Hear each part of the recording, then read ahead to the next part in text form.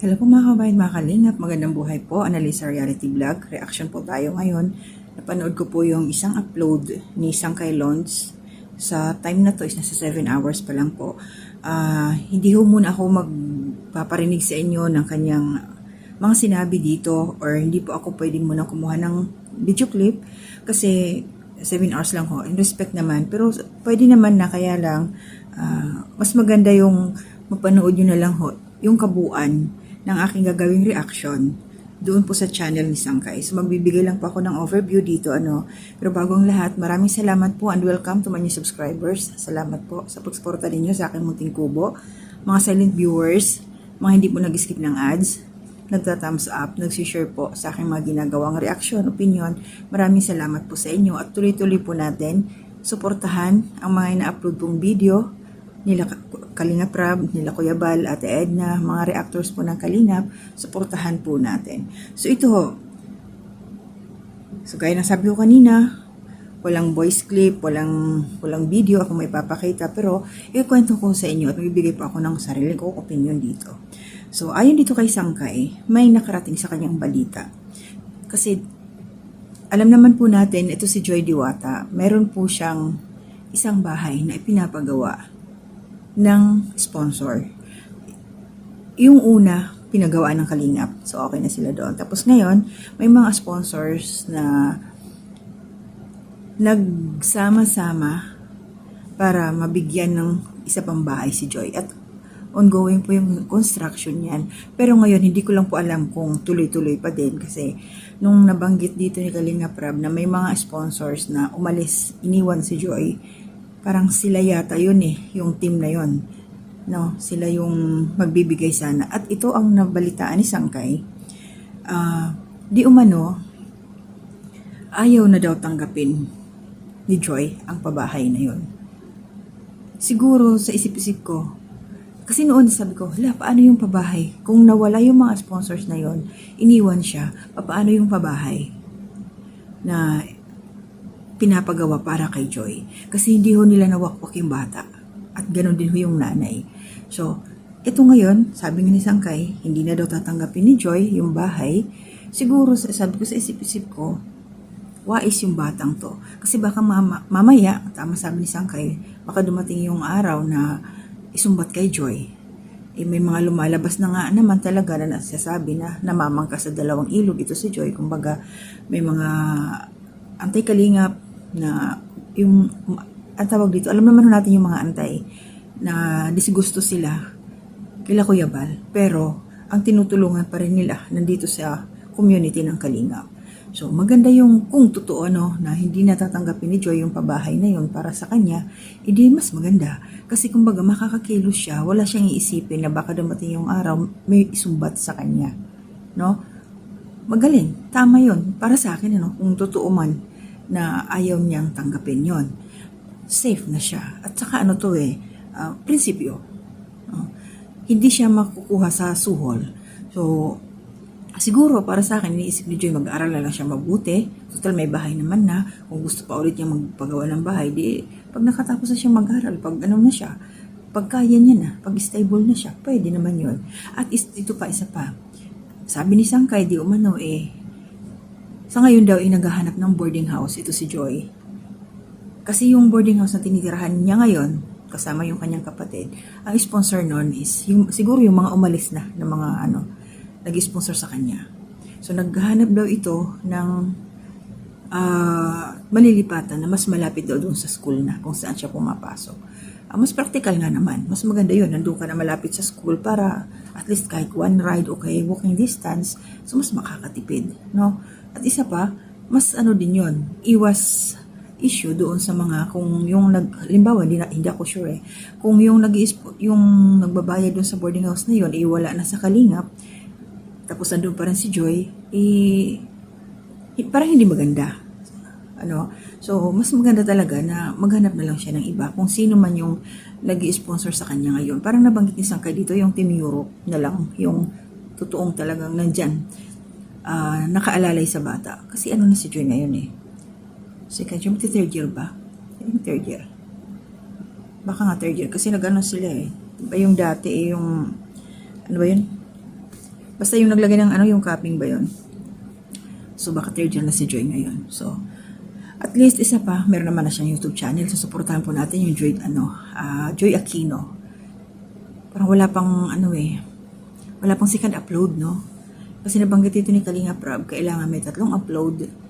Tapos pag na-reach na yung 4,000 hours, pwede na siyang mag-apply ng monetization. Hindi ko pa nasisilip kasi wala naman nagpa-flash na notification kung meron ng kasunod na upload.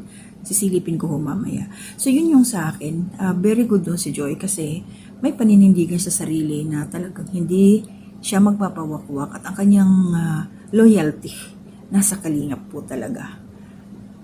Kasi pinanindigan nilang mag-ina nila na ni Imelda na pagpapantay na lang yung paa niya, Kalingap pa rin sila. Kaya siguro yung mga nais mang wakwak, bakit kasi may mga sponsors na gano'n Pasensya na ha. Nagsimula ito doon sa nung hiningian ng mga opinion sila patungkol sa nung kasagsagan ng pagpatulpo. Siyempre si Kalingap Prab po ba ay nanghingi ng opinion para doon sa kung ano masasabi nila sa mga nangyari na mga issue. Doon sila sa farm nila Kuya Andy.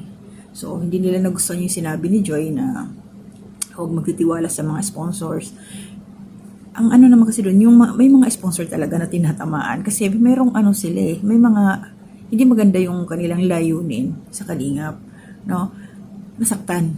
Kaya umalis. Yun ang katotohanan. Real talk sila ni Joy. Kaya maraming salamat po doon sa totoong nagmamahal sa Kalingap, totoong suporta dahil nakasuporta po sila sa beneficiary ng Kalingap. Kasi alam naman ho natin, kahit kahit ipikit ho natin ang ating mga mata, ang mga sponsors na yan, yung mga beneficiary, nagkaroon sila ng mga sponsors through Kalingap.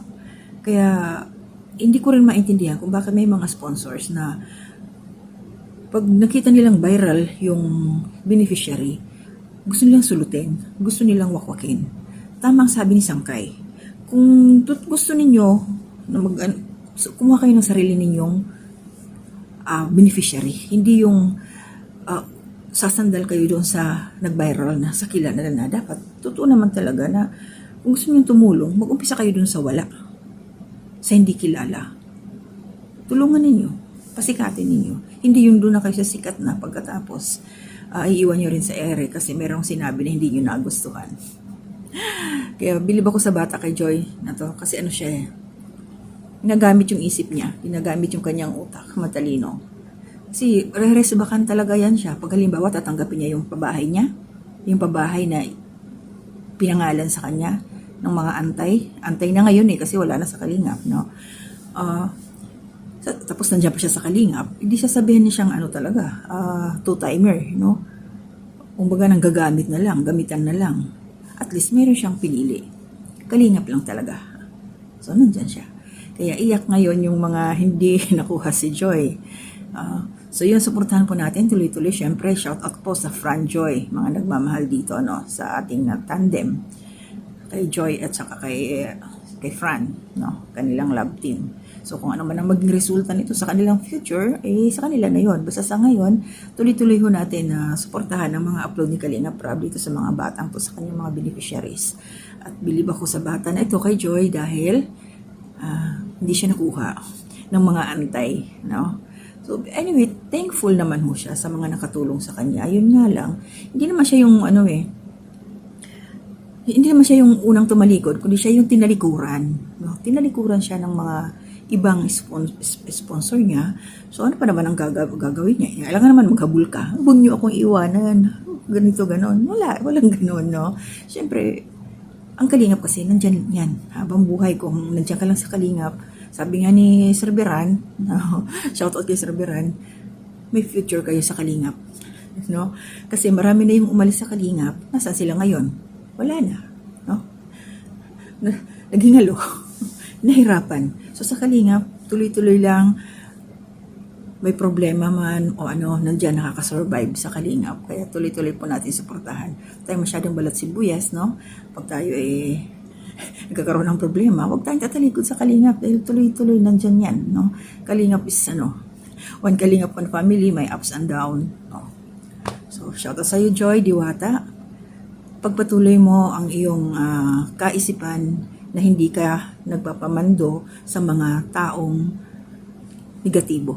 Mga taong ang hangad ay bumagsak yung kalingap. Kaya God bless sa'yo. Pagbutihin mo yung pag-aaral at isa yan sa magiging achievement mo sa buhay. Bonus lang po, Joy, ang mga sponsors mo at ang kalingap, ginagamit lang sila ng Panginoon para maging successful ka sa buhay. Alam ko, napanood ko yung umpisa ng buhay mo. Sabi ng nanay mo noon pala, na hindi ka nahiya na pag umuwi ka, tas doon ka mismo bumababa sa barong-barong ninyo, sa sira-sira niyong bahay. Kasi kung iba pa yon, sa ganda mong yan, lalagpas kayo, doon ka sa baba, bababa sa unahan, kung saan, kung may magandang bahay doon, hindi mo ipapakita na diyan ka nakatira sa bahay na yan.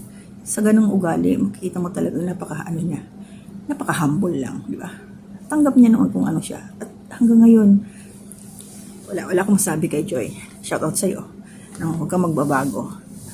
Pati yung, yung kanyang kapatid na bunso din, natulungan, no? Papaaral din, may mga sponsor din. So yun, mag-iingat lang kayo. Salamat, maraming salamat po sa inyo.